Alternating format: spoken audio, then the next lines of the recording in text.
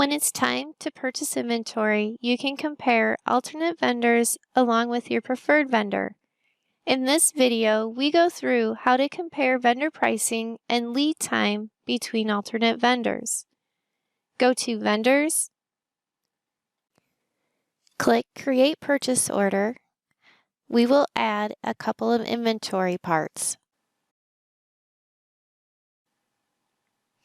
You have two choices to compare pricing for alternate vendors. The first one is to select a vendor, then select View Vendor Price.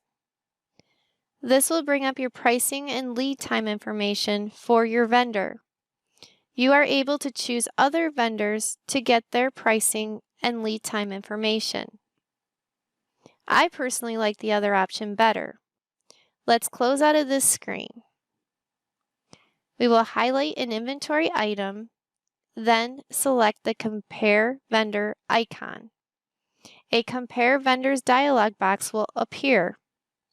This will show your preferred vendor and alternate vendors on one page with their purchase information from within the past year, along with the inventory part price and lead time to help you decide who to purchase your part from. I wish QuickBooks would allow us to click on the highlighted part to add to the purchase order or create a new purchase order with a different vendor. That concludes my video presentation on how to compare vendor pricing and lead time information for the same inventory part. If you already have QuickBooks Enterprise, please call or email me for a price comparison with your current subscription. We can see if I can get you a better price than what you're currently paying. If you haven't purchased QuickBooks Enterprise yet and you want more information, also please call or email me and we can set up a consultation. Don't forget to subscribe and hit the notification bell. You'll be alerted when I create any other videos like this.